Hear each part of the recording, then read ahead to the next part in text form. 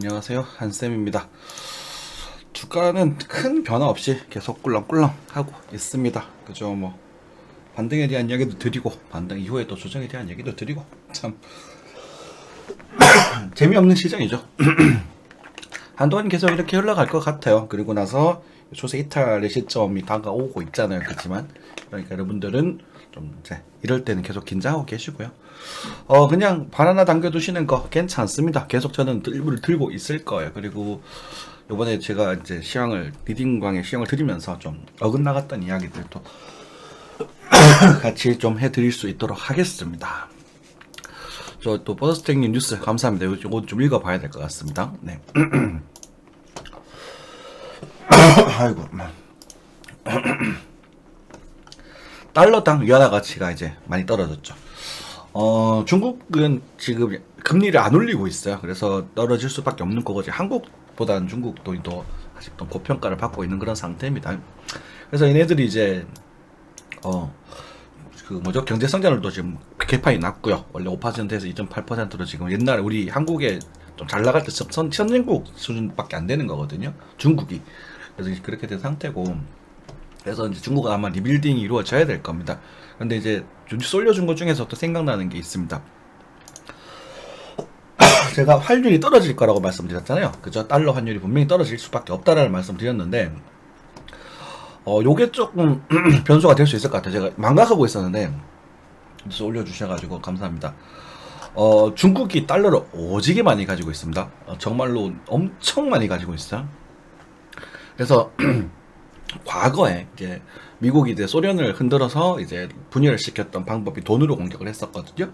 근데 중국도 똑같은 그런 방법으로 리먼 브라더스 이런 식으로 타임에 맞춰서 공격을 했음에도 불구하고 중국 인민들이 무너지지가 않았어요. 근데 이번에 그리고 미국이 지금 빚이 엄청 많습니다. 그래서 중국 쪽에 빚이 상당히 많긴 있는데 그래서 막 지금 둘이 이제 금융권 전쟁을 하고 있는 거라. 그래서 이제 중국이 달러를 이제 팔게 되면서 아마 달러가 또 가치가 떨어질 수 있는 그런 여러 가지 변수 중에 하나가 될 수 있다 정도로 생각하시면 될 것 같습니다.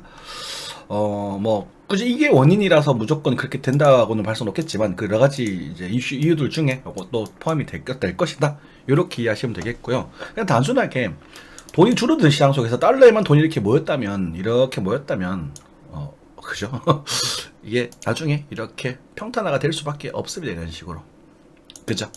달러가 가치가 없다가 아니라 너무 높아졌다라는 거예요. 너무 높아졌으니까 이렇게 상대적으로 낮아질 수밖에 없고, 이 타이밍에 우리 돈이 이제 퍼져나가면서 우리가 뭐 한국 증시가 될 수도 있고, 중국 증시가 될 수도 있고, 뭐 인도 증시가 될 수도 있고, 이런 뭐 비트코인 될 수도 있고, 이런 비트코인 방산들이 이제 기술적 반등이 등장할 수 있는, 좀 규모가 큰 반등이 등장할 수 있는 시기를 우리가 기다리고 있는 게 내년이다.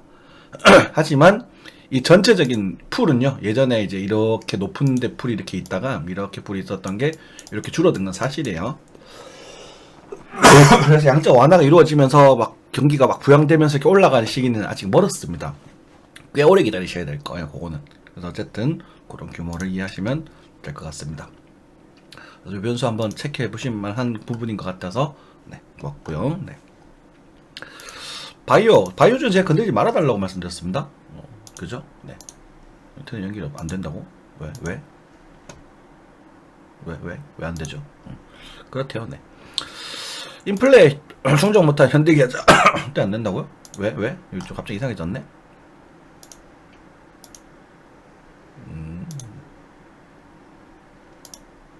이게 카톡 링크라서 좀 그렇습니까? 어쩔 수 없지, 뭐. 그럼. 그러면 이제 뭐 나머지는 우리 치우님 카페에 들어가서 보도록 하겠습니다. 아이고, 무료가 났나봐요. 네. 치우님 오늘 뉴스 올려주셨습니까? 네, 금요일추 뉴스 네, 올라가 있네요. 네.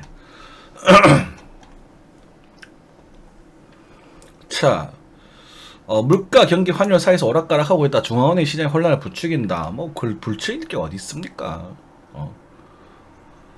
이게 그냥 당연한 거예요. 뭐라면 우리가 코로나 이후에 코로나 이전에 우리가 말씀드렸던 게 이게 주가 폭락이 좀 나와야 된다. 그런 말씀을 사실 드렸었거든요. 그죠? 폭락이 좀 나와야 되는데, 그래서 뭔가 이슈가 있을 것 같다라면서 제가 코로나 이전에 그런 차트가 좀 보는 게 좀 어설플 때지만 그런 말씀을 드렸었는데, 코로나 이슈라 차라리 다행이다 이런 표현을 썼는데요. 이 이후로 이 주가 이렇게 올라갑니다. 수직 상승해버렸단 말입니다. 돈이 다 주식시장으로 들어와 버리면서. 근데 그걸 다 태워야 된단 말입니다. 그 돈이. 그죠? 그래서 극소수의, 그래서 명품화의 현상, 극소수의 부자가 생기고 대다수가 다 바닥을 깔아주는 그런 현상이 생길 수밖에 없다. 근데 그걸 이제 잡아야 되니까 당연히 이제 물가 금리를 올려야 된다. 그죠? 그래서 막 이제 실물 경제는 안 좋아질 것이고, 그래서 주식시장은 이제 그거 선반영해서 우리 작년부터 떨어지기 시작을 했다. 이런 말씀을 계속 드려오고 있죠. 그죠? 그래서 뭐 지금 유튜버들 뭐 더 빠진다, 뭐 전문가라고 하는 그냥 진짜 정말 뭐라고 해야 그 일부러 그러는 건지 아니면 정말 그게 그러면서 그냥 정책이 그런 건지 모르겠는데, 걔들이 작년에 했던 말들을 막 코스피 4천 간다, 삼성전자 20만 원 간다고 노래 불렀던 인간들인데 지금 더 빠진다라고 한단 말입니다. 근데 더 빠지더라도 우리가 매수를 시작해야 될 단계가 있는 것이고, 그리고 더 올라가더라도 사지 말아야 될 단계가 있는 거거든요. 이해되시죠? 우리가 이제 좀 이따 리플 차트를 보면서 예시를 좀 들어드릴 텐데, 지금은 매수 시작 괜찮아요. 계속 꾸준히 조금씩 사보시는 거 괜찮습니다. 코스피 1900, 나스닥 9000 정도 열려 있습니다만은 앞으로 10% 정도, 코스피는 10% 정도의 조정이 더 나올 수 있는 부분이고, 조금 더 빠질 수도 있겠죠. 그러고 나서 이제 규모가 큰 이제 반등장이 형성이 될 것이고, 그 나중에 뭐 세계 전쟁이 나가지고 이제 개박살이 나든지 말든지 그건 우리가 알 수가 없어요. 그거까지 예상을 하면 안 되는 거거든요. 그러니까 지금은 그냥 딱 놀기 삼아 좋은 비중으로 그냥 단타도 쳐보시고 차트 연습도 해보시고 공부도 좀 하시고 딱 그러기 좋은 시장이란 말입니다. 근데 그 변동성이 너무 작으니까, 그죠? 박스권이니까 올라갔을 때 상승해서 사지 마시고 눌림목이 나왔을 때, 그죠? 그때 사셔야 돼요. 그죠? 손절이 나가더라도 뭐 손절 사실 자금 소비 중이면 손절할 필요 없다는 말씀도 계속 드리고 있고요. 그죠? 네, 그런 부분이고. 네. 파운드보다 더 떨어지는 원화 하락악재만, 지금 이제 한국은 양쪽에 치여가지고 개판입니다. 한국이 이렇게 정권이 이렇게 안 좋아진 이유는 중국 영향이 되게 커요. 여러분들 중국 싫어하죠? 저도 중국 별로 안 좋아합니다. 근데 요즘 미국이 더 싫어요. 러시아보다도 미국이 모든 나라 중에 제일 싫어요. 그러니까 싫은 게 뭐 막 나쁘다 이런 개념이 아니라 얄미워요. 세계 패권국이고, 그러면 뭐 금융으로 전쟁하면서 그래도 좀 온건 패권국으로서 이제 세계적 지위를 가지고 있는 미국인데, 중국이 도대체 지금 걔네들한테 뭘 잘못했지? 그거 계속 중국 거 쓰지 마라 이러고 있잖아. 지금 중국 애들은 얼탱이 없을 거야. 왜? 뭐 그러면서 여러분들은 그런 생각 하시겠죠. 뭐 인권 탄압 문제 이런 것들, 그죠? 그리고 뭐 대만 관련 문제 이런 것들 들먹이면서 중국이 잘못한 게 많잖아 라고 주장을 하시겠지만, 그게 미국한테 한 건 아니잖아요. 그죠? 반대로 생각해보면 우리랑 북한과의 관계인 거야. 중국과 대만의 관계는. 그죠? 그러니까 어쩌면 근데 그리고 우리랑 북한은 사실 좀 영토적으로 좀 비등비등하기도 하고, 북한이 뒷배가 공산주의니까 러시아도 있고 뭐 중국도 있고 해서 좀 불편한 관계이긴 하지만, 대만 같은 경우도 뒤에 미국 있지만 사실 대만은 패전해서 도망간 거고요. 우리가 만약에 6.25 전쟁에서 패전했으면 우리가 제주도나 뭐 다른 어떤 섬으로 도망갔겠지. 그죠? 뭐 그런 관계이긴 한데, 그러니까 이제 걔네들이랑 조금 관념이 달라서 하여튼 그런 이야기들 가지고 압박을 놓고 있는 거라. 물론 코로나라는 특수 상황이 있었긴 했지만 그건 뭐, 그러니까 미국한테 뭐 한 건 아니잖아. 근데 미국이 지금 뭐 노리는 건 자꾸만 생각이 드는 게 뭐냐면, 자국 영토가 아닌 다른 곳에서의 분쟁을 만들려고 하는 것 같아요. 그래야 본인들이 최강대국주의를 유지를 할 수 있거든. 이게 되게 중요한 얘기거든요. 그래서 좀 얄미워요. 좀 되게 그 의도적이라고 생각이 자꾸 들 정도로. 우크라이나 전쟁도 길어지면 길어질수록 미국한테는 나쁠 게 하나도 없죠. 그죠? 무기 수출했죠. 그리고 뭐 한국 무기가 더 수출도 되면서 또 동북아에 수출되면서 좀 그것들이 좀 좋아지긴 했지만, 어쨌든 한국 무기도 미국 시스템을 다 가지고 있는 것이고, 뭐 미국 애들 요즘 좀 불편해하긴 하더라. 너무 잘 팔리니까. 그런 것도 있고, 그리고 러시아가 일단은 탈탈 털리고 있다는 점, 일단 소보전을 하고 있다는 점, 여론도 안 좋아지고, 그러면서 이제 중국한테도 시비를 걸어서 중국이 이제 전쟁을 일으키게 만드는 거지. 싸움을 하게 만들어서 이제 동북아에서도 문제가 되면서 미국이 계속 돈 줘주는 그런 식으로. 넙집이 전쟁이 나면 돈을 많이 벌죠. 일본도 우리 6.25 때문에 엄청난 돈을 벌었잖아요. 그죠? 그런 식으로 운영해 나가려고 하는 게 아닌가라는 생각이 자꾸 들어요. 아무튼 얘기 좀 들어졌는데, 우리가 이제 원화가 이렇게 떨어진 건 우리가 수출로 먹고 사는 나라인데 중국 수출이 가장 많이 나가는 나라가 중국이었습니다. 특히 반도체가 우리 메인이잖아요. 그죠? 삼성전자가 가장 메인으로 하고 있는 반도체가 중국의 수출이 가장 많이 나가거든요. 그 때문에 지금 원화 가치가 많이 떨어져 있는 상태입니다.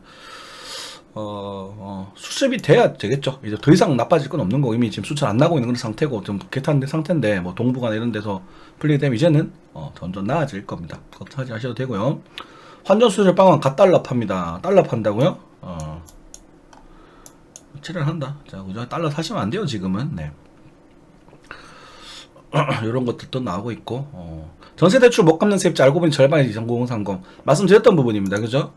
2030 세대들이 욕을 할 수밖에 없어요. 얘네들이 온갖 댓글들 찾아보면 다 2030 뭐 꼰대라고 하고 틀딱들이라고 욕하는 새끼들 전부 다 이 새끼들이거든. 그죠? 여러분들 저 방송을 들으시는 분들 중에 젊으신 분들이 계시다면 2030 30대 30대 분들이 계신다면 50대 60대 분들이 대한민국 경제를 부양했다는 걸 인정을 하시고 정말 고생하셨어요. 여러분들이 아무리 열심히 살아도 그분들의 반 살기 힘들 겁니다. 저는 그렇게 생각을 해요. 저희 어머니처럼 살 수가 없을 것 같아요. 저는 정신노동을 많이 하고 있지만, 그래서 그분들이 기회를 잡았다고 하고 있지만 여러분들도 기회가 있었어요. 2030 세대분들도 멈춰가지고 허세심 때문에, 허영심 때문에 좋은 데 살려고, 능력도 없는 것들이 대출 짠뜩 끌어가지고 좋은 데 살려고, 그래서 생긴 현상 아닙니까? 좀 참으셨고, 여러분들 주변 사람들 막 눈치 안 보고 조금 참으셨으면 지금 이제 막 우리가 뭐 열심히 모아가지고 지금 만약에 들어가신다면 괜찮은 거예요. 굳이 서울에 안 살아도 되는 거잖아. 전부 다 너도 나도 아이폰 쓰고 있고, 저도 나도 명품 사가지고 명품 돌려 입고 있고요. 걔는 다 얘네들이잖아요. 이분 전부가 이런 상을 한다는 게 아니라 이런 짓을 하는 대다수가 요 나이대의 사람들이라고요. 카포드 50대 카포드 들어본 적 있으십니까? 없잖아요. 전부 이 나이대잖아요. 그죠? 대한민국 미래가 이렇습니다. 오늘 역사 수업을 좀 해줬는데, 국사를 구한말 이야기를 하더라고요. 지금 상황과 너무 똑같아가지고 와, 정말 너무 화가 나더라고요. 참, 정말 얘네들 그냥 국가에서 잡아다가 일 시키면 안 되나? 변제할 수 있을 때까지 강제노동 시켜야 되는 거 아닌가? 정말 정말 이 상황을, 지금 상황 갖고 이 원인이 지금 생긴 게 아니라 과거부터 쭉 문제가 되는 거지. 전 세계 어떤 나라에서 역사 교육을 그렇게 안 하냐? 그때 들어갈 걸 달러 꼭진 줄 알았는데 매번 아니었다. 뭐 이건 개소리고요. 네. 네. 어쨌든 그런 얘기들. 포스코는 연내 전사가 안 될 겁니다. 이거는 일단은 제가 고향이 포항이잖아요. 그래서 대충 알고 있고, 아버지도 포항 쪽에서 이렇게 연결이 있어서 아시는데, 1년 정도 걸린다고 합니다. 완전 정상화 되는 데까지. 지금 이제 위급한 거는 처리를 해서 이제 일단은 뭐 용광로는 돌아가고 있고, 뭐 한 긴급 정비는 해놨는데, 이제 뭐 선로들이 다 굳어버리고 지금 난리가 나가지고, 그리고 정비들도 지금 박살이 나서 새로 만들어야 된다고 하더라고요. 그래서 포스코가 좀 많이 좀 힘든 상황이다 정도 알고 계시면 될 것 같습니다.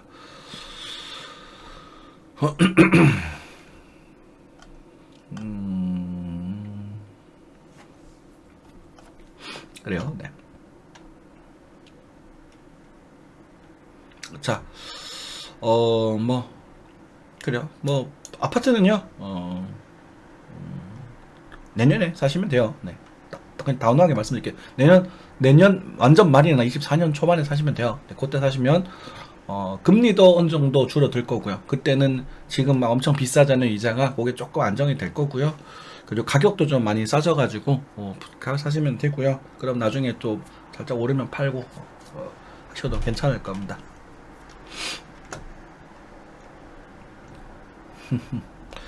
이럴 때 여러분들 공인중개사 준비하시면 재밌을 겁니다. 공인중개사 공부하셔가지고 이제 경매 쪽으로 좀 나가셔가지고 경매 대리 이런 거 해보시면 경매장 가서 공부 좀 하시면 또 괜찮을 것 같아요. 저는 이제 공부를 하고 있는데 아마 내년에 경매를 공부할 공인중개사 내년에 공부하지 싶습니다. 그 정도 네 보면 될 것 같아요. 여기가 좀 재밌죠. 네. 트레이딩 뷰 네. 달러입니다.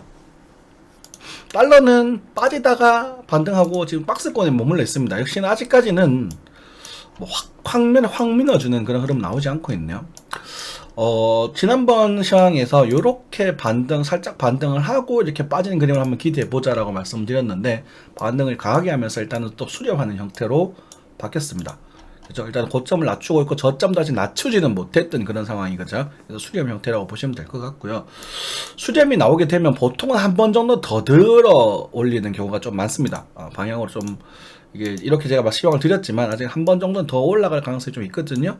그런데 확실한 건 이제 확실히 채널을 좀 각도를 많이 죽였다. 그래서 지금 달러가 상승 부담치를 많이 느끼고 있다. 그래서 내년에는 거의 반확실적으로 여기 또는 더 아래까지 빠질 가능성이 매우 높다라는 말씀 다시 한번 말씀드리겠습니다. 환율과 증시의 디커플링 현상은 계속 말씀드리지만 환율이 빠지면 증시가 오른다라고 단언할 수는 없지만 환율이 빠진다는 건 어쨌든 한국 돈의 가치가 올라간다는 걸 수도 있지만 달러의 가치가 빠질 거예요. 그러니까 한국 환율을 가지고 글로벌 환율을 같이 예상해 보는 거거든요. 예를 들어서 USD 달러 이것도 마찬가지일 겁니다. 그렇죠? 그래서 중국 환율 마찬가지고요. 중국 환율 많이 빠졌네. 네. USD 차이 나네. USD. 조금 이거 뭐 정확하게요. 그런데 네. 잠깐만요. 볼수 뭔지 모르겠다. 보던 차트 어쨌든 달러의 가치가 빠진다라는 건 달러에서 다른 데로 돈이 들어간다는 얘기거든. 그렇기 때문에 증시 반등을 기대해 볼 수 있는 것이고 비트코인의 반등을 기대해 볼 수 있는 것이지 이거 단호하게 정리하지는 못해요. 아시겠죠? 그러니까 지금 현재는 전체 세계 자산이 달러 이렇게 모여 있는 상태다. 아주 법규죠, 법규. 법규가 규범이 계속 철저한 상태인데 이것이 이렇게 완만해지는 그래프를 분명히 그리게 될 겁니다. 그죠? 그리고 미국 경기가 그렇게 좋지 못하거든요, 지금. 그러니까 실물 경제가 터지면서 이게 빠지면서 나중에 이제 기술적 반등이 규모가 큰 기술적 반등이 등장할 가능성이 있다. 이렇게 생각하시면 될 것 같습니다. 그죠? 뭐 기름 이야기는 하지 않겠습니다. 기름값은 살짝 반등하기도 하고 뭐 왔다 갔다 하고 있는데 딱히 그렇게 뭐 제가 디테일하게 말씀드릴 수 있는 그런 상황까지는 아닌 것 같고요. 코스피가 이제 또 반등하다 또 빠지고 있습니다. 조금씩 거의 이제 바닥을 다지려고 하는 것 같아요. 자, 코스피는 아마 기술적 반등이 요 아래에서는 전제할 겁니다. 그래서 여기서는 여러분들이 적극적으로 매수를 노려보셔도 좋습니다. 하지만 이렇게 가지는 않을 거예요. 그래서 아마도 이런 식으로 반조점을 하고 가든지 죽든지 이렇게 되겠죠. 됐습니까? 아마 요런 그림이 나올 거라고 저는 보고 있습니다. 그래서 지금 이제 요 자리를 어쨌든 살 수 있는 존이고 여기서는 한 팔아야 된다. 그래서 내년이나 내후년 25년 정도 해가지고 그 코스피가 2,800 정도까지는 반등이 갈 수가 있겠고요. 이 시나리오가 나올지는 모르겠습니다. 이 시나리오가 나올지는 모르겠지만 이제 한국이 이제 어떠한 변수에 따라서 요건 이제 변수가 좀 있겠죠. 그런 변수들을 다 극복한다면 이제 코스피도 4,000까지도 항상할 수 있을 거라고 보고요. 그게 아니라 이제 정말 지금 이제 2030 세대 분들처럼 여러분들 다 욕하는 게 아니라 그런 사람들이 많다고. 그리고 출산 인구도 적으니까 국가 경쟁도 떨어지고. 근데 그런 분들이 나중에 커서 그냥 열심히 그냥 바보처럼 산다면 그렇게 산다면 이렇게 가는 것도 이렇게 살면 빠지겠습니까? 그죠? 이렇게 되지는 않을 것 같아요. 그래서 대한민국의 글로벌한 기업들이 있기 때문에 그래도 이쪽으로 갈 가능성이 좀 높지 않을까 이렇게 기대를 해보겠습니다. 자, 그 코스피에 대한 이야기 좀 드렸었고 나스닥 같은 경우는 아직까지 조금 더 그래서 이 정도까지는 이 나스닥을 이제 크게 보면 이런 식으로 그죠? 이렇게 이렇게 뭐 이렇게 되지 않을까 싶어 움직이더라도. 그래서 나스닥은 좀 빠질 폭이 조금 더 많이 남지 않았나 라는 생각이 좀 들어요. 큰 규모에서. 그래서 큰 규모에서 매수를 하실 거면 요 정도까지 열어두고 계시고, 그리고 만약에 나스닥이 반등을 주고 이렇게 버티는 모습이 나온다면 요때 23년 중후반 때 요 일목균 옆에 두꺼운 곳에서는 반등해볼 만하거든요. 그죠? 그리고 나서 아니면 뭐 이게 이렇게 빠져버려서 미국 이런 식으로 움직일 수도 있겠죠. 미국 증시가 이렇게 갈 수도 있습니다. 요거 두 가지 시나리오가 지금 같이 다 있는데, 어쨌든 그래도 이게 이렇게 가더라도 여기서 한번 잡아봐야 되거든요. 여기서 한번 잡아봐야 되는 부분이라서 이렇게 말씀드렸습니다. 근데 미국이 설마 이렇게 갈까요? 그래도 2030년 정도까지는 그래도 미국이 세계 제1 최강대국, 그러니까 단일 패권국이랑 초강대국이랑은 다른 얘기예요. 단일 패권국이라는 거는 미국 혼자서 모든 걸 다 할 수 있는 걸 단일 패권국이라고 해요. 내가 그냥 최고야. 근데 이제는 그 지위가 약해져 가고 있는 단계잖아요. 그래서 초강대국의 지위는 절대 놓지 않을 겁니다. 미국은 초강대국이에요. 그죠? 명불허전. 종이 호랑이라도 호랑이라고요. 좀 잘못됐나? 늙은 호랑이라도 호랑이라고요. 초강대국이에요. 여우가 늙은 호랑이를 못 이겨요. 아무리 젊은 여우라도. 그죠? 아직까지 뭐 완전 노인도 아니고 아직 어느 정도 한 중장년층 노를 하는 게 좀 됐겠지. 그러니까 이렇게 빠져서 갈까 싶긴 합니다만, 10년 동안 미국의 증시가 말도 안 되게 올랐기 때문에 정상적인 차트 분석이라면은 여기를 봐야 되거든요. 여기를? 이거 마치 카카오브라는 녀석과 유사하지 않습니까, 여러분들? 여러분들 카카오 올라갈 때 여기 이야기하니까 저 아무도 안 믿으셨잖아요. 그죠? 그래서 미국이 좀 걱정은 좀 됩니다만, 설마 미국이 이렇게 빠질까, 미국 증시가. 그것도 이해가 하기 상상이 좀 안 되긴 해요. 네, 상상이 좀 안 되긴 하지만 알고는 좀 계셔라 라고 말씀을 드렸겠고, 그리고 다시 코스피로 가가지고, 코스피 같은 경우는 상승을 하긴 하는데 중간에 보면 이렇게 막 흔들리는 구간들이 많이 있지 않습니까? 이렇게. 그래서 이 자리가 꽤나 강력한 지지 영역으로 자리를 매김을 할 가능성이 큽니다. 차트적으로 봤을 때는 이렇게 경제력이 다 빼버리고. 그래서 요 추세선을 이렇게 작도가 되게 되면 여기를 이렇게 만방에 무너뜨리고 내려가는 이야기를 상상하기 좀 힘들어요. 이렇게 멀리서. 그래서 나오고 반등하고 나서 이렇게 깨지 몰라. 그죠? 그런 관점을 생각해 보실 수 있겠습니다. 대충 전이되셨죠? 네. 그리고 이제 우리 한국 증시는 이제 볼린저 밴드 하단을 또 이탈하고 있네요. 그죠? 과매도를 찍고 있어서 기술적 반등 존으로 들어가고 있다 정도 해석하시면 될 것 같습니다. 그래서 내년이나 내후년 정도는 내년 말 하반기 정도 해가지고 내년이나 24년 한 초중반기 정도 해서는 2600포인트 정도를 넘어갈 가능성이, 여기 난기료존이라고 그러죠? 이렇게 해서 이 정도가 갈 가능성이 있어 보인다. 이렇게 생각하시면 될 것 같아요. 요 정도 이제 코스피 지수가 이 정도면 굉장히 큰 거거든요. 그래서 참고하시고 종목 잘 고르면 또 큰 수익 날 수 있겠죠. 비트코인입니다. 비트코인은 큰 규모는 계속 그렇습니다. 큰 규모는 지금 다소 저평가 영역, 싼 가격대에 머무르고 있는 그런 상태고, 더 싸질 가능성도 다분히 있습니다. 많은 이런 공간에서는, 이 정도 존에서는 거의 반등 이 정도 등장한다고 봐셔야 되거든요.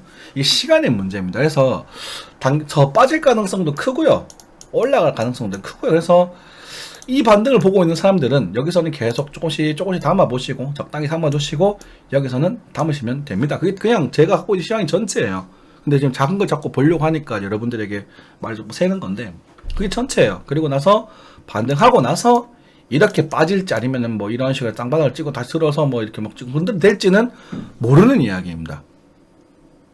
이해되십니까? 이거는 이제 월봉이 편이 꼬이는 상황이기 때문에 여기서는 막 박스권 장세, 그러니까 여기처럼 박스권 장세, 작은 규모의 박스권 장세, 이 큰 규모로 등장할 거거든요. 그래서 여러분들이 공부를 안 하시면 여기서 사고 여기서 팔고 여기서 사고 여기서 팔고 몇 번 반복해버리면 계좌 다 녹아버립니다. 그래서 인내심을 가지고 이 규모에 대한 이해를 어느 정도 가지시면서 이 구간에서 우리가 미리 하지 않는 선상에서 적당히 넣었다가 적당히 뺐다가 적당히 넣었다가 적당히 뺐다가 하시면 저는 25년 시장상에서 한 4-5배 만드는 건 일도 아닐 거라고 좀 보고 있거든요.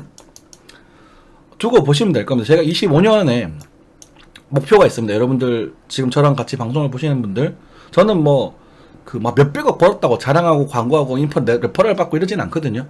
그래서 목표가 한 게 있는 게 뭐냐면 25년 정도가 됐을 때 제가 이 집을 적어도 이제 부채 상환을 거의 다 하고 싶어요. 24년 3년 만기였기 때문에 여기서 그러니까 딱 3년 만기가 됐을 때 부채 상환을 다 해버리고 싶고요. 첫 번째, 제가 비즈니스 좀 싫어해서. 그리고 제가 이제 요 녀석을 좀 사고 싶어요.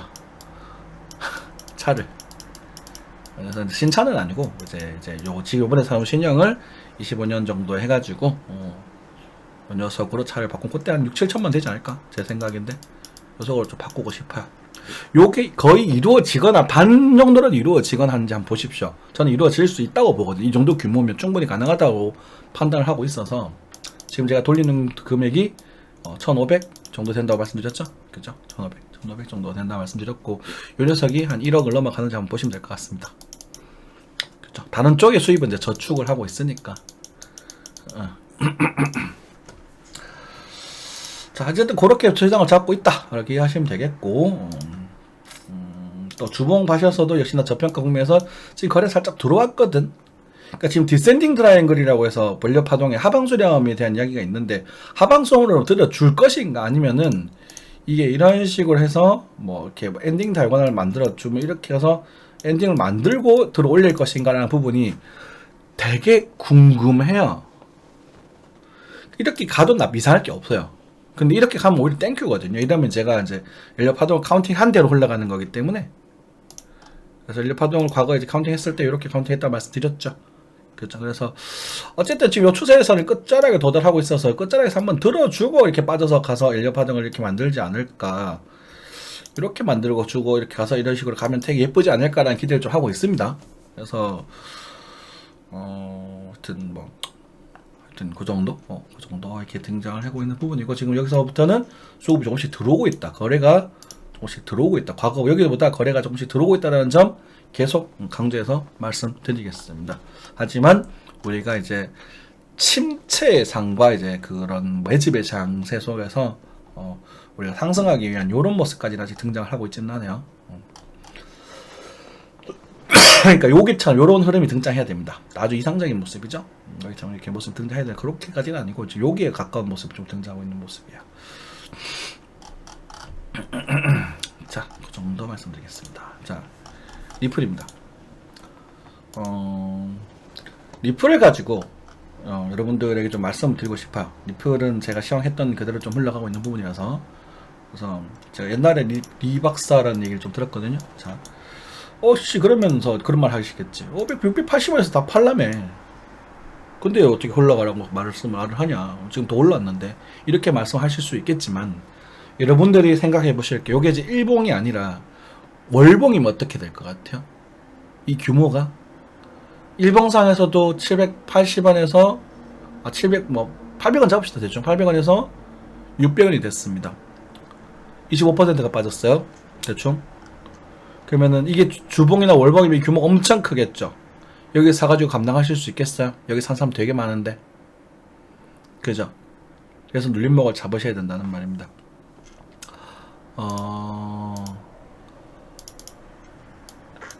일풀 같은 경우는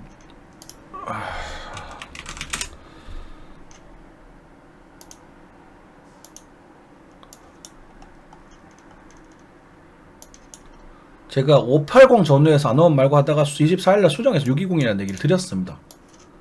그래서 620에서 반등을 드리고 그 다음에 650에서 팔라면 있네. 잘라주셔야 하는 거 당연한 거야. 잘라주시고요. 1시간 차트 볼까 여기서 잘라줘야죠. 그죠? 눌림목이 왔죠. 다시 갔어요. 그래서 이 뒤에 걸 자꾸 예상하려 하지 마시고 여기 보시면 되겠고 그때 과거에도 이더리움 클래식 비슷하게 흘러갈 가능성이 크다는 말씀 드렸잖아요. 이더리움 클래식 차트가 과거에 어떻게 올라갔는지 보시면 그죠? 보시면 이제 대략적으로 감이 오시겠죠. 요 봉우리를 만들지 않을까 싶어요. 자, 그 정도 보면 되겠고요. 그래서 리플은 이제 620에 잡으셨던 분들은 이제 익절하시고, 우리가 익절하셨고, 눌림목을 다시 잡으셨으면, 뭐, 그거는 이제 성공인 거고요. 정말 축하드릴 일이고, 제가 못 봐드렸으니까, 그쵸? 타이번스 만드는 거, 돌리는 거, 그리고 추세에 대한 돌파. 뭐, 우리 공식이 나오는 얘기들이네요. 그죠? 근데 여기 뚫고 올라오는 그래서 덜 달가운 이야기는 아닙니다. 그 상태에서 한 반 정도 파시고, 나머지는 그냥 즐기시고 계시면 될 것 같습니다. 이건 무리해서 들어갈 포인트가 아니에요. 더 간다 하더라도. 아시겠죠? 그래서, 저항을 한번 먹었고, 수급이 많이 돌았기 때문에 먹었고, 이 다음에는 이제는 한 요 정도, 1,000원 정도까지도 희망이 될 수 있겠지만, 다이번스 유지가 되고 있네요. 무리해서 들어가지는 마시고, 이제 아까 이 사셨던 분들은 절반 정도 들고 가시면 딱 좋을 것 같습니다. 자, 뭐 이오스 같은 경우도 제가 이걸 매수픽을 냈던 종목인데요. 손절이 나가버렸습니다. 왜냐면 제가 요거 보고 매수픽을 냈습니다. 왜냐면 여러분들 공개 방송이지만, 왜냐면 이걸 백테스팅이라고 해요. 여러분들도 이거 하셔야 됩니다. 선생님 관점도 같이 공유를 해보시고, 이 전체에 대한 상승 대비 이렇게 하락을 해가지고, 여기가 이제 ABC에 대항되는 딱 그 하락 타점 중에 하나였거든요. 그래서 1,600원대에 대한 언급을 드렸었죠. 그죠? 조금 이건 조금 1대1의 관점이니까 그 정도에서 조금 낮췄습니다. 그래서 타점을 드렸었는데, 요 반등이 그걸 줄 알고 샀더니 여기서 탁 치고 가버리더라고. 짜증이 확 나가지고요. 그런 상태입니다. 뉴스도 뭐 기술적 반등 등장하고 있는 부분이지만 아직까지 뭐 크게 움직일 거라기보다는 이제 요 이평들을 나중에 정리를 하고 나면 이제 이런 이평들 이렇게 쭉 눕히서 정리를 하겠죠. 좀 정리를 이렇게 하고 나면 이제 공 이래가지고 올 들어올릴 때 여기서는 좀 매수를 좀 해보셔도 좋을 겁니다. 이해되시죠? 오케이. 숙제를 조금 더 해야 된다. 이오스는 짧은 반등밖에 눈에 보이지 않았다. 그 정도 보시면 될 것 같습니다. 네. 리플이 역시나 주인공이네요. 그리고 눌림목을 잡았을 때 충분히 또 좋은 수익률을 보여줄 수 있는 종목이었기도 하고, 그리고 우리가 이제 볼 수 있는 그런 여러 가지 지표 중에서 일목균열표의 기존선은 지지선의 역할을 굉장히 잘 수행을 합니다. 그래서 그런 부분에 대해서 노려볼 수 있었고, 상승에 대해서 50% 되돌림, 그런 것들이 겹치는 포인트이기 때문에 650원에 대한 이야기를 드렸다, 이런 말씀도 드렸던 것 같아요. 그죠? 그래서 사실 이런 것들만 잘 먹어도 돈을 꽤 버는 거 아닌가 싶기도 하고요. 뭐 저는 이번에 이걸 하지 않았습니다. 저는 이제 그냥 좀 기회는 장투 포지션을 좀 들고 가고 싶어서 그렇게 말씀을 드렸고, 리플이 만약에 또 이런 식으로 해서 이렇게 또 이렇게 나온다면 살짝 이탈하더라도 한 번 더 갈 가능성이 더 크거든요. 그래서 리플은 또 좀 또 1,000원 정도까지를 또 한번 생각해 보실 필요도 있고, 왜냐면 에이다가 너무 많이 갔었어요, 과거에. 에이다가 지금 리플보다 낮아야 되는데, 역사적으로 에이다랑 다시 이제 추월을 했는데, 그리고 일단은 가을은 항상 리플이 좀 많이 반등을 했었던 그런 역사가 좀 있습니다. 가을에 보시면, 이때도 보시면 이제 4월달 봄이네. 네. 어디 갔냐? 아닌가? 죄송합니다.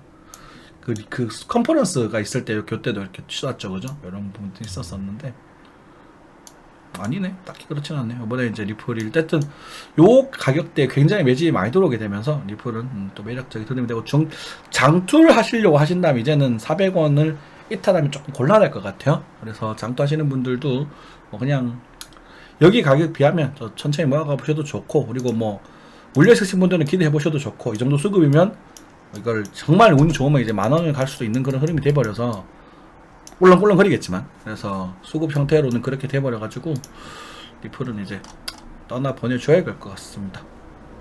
또 그거 봐야 되겠죠, 뒤에 이야기는. 역시나 요거죠. 우리가 항상 말씀드렸던 요때 내가 리플 노린다고 말씀드렸잖아요, 그죠? 요때 지금 봐도 참 아름답죠.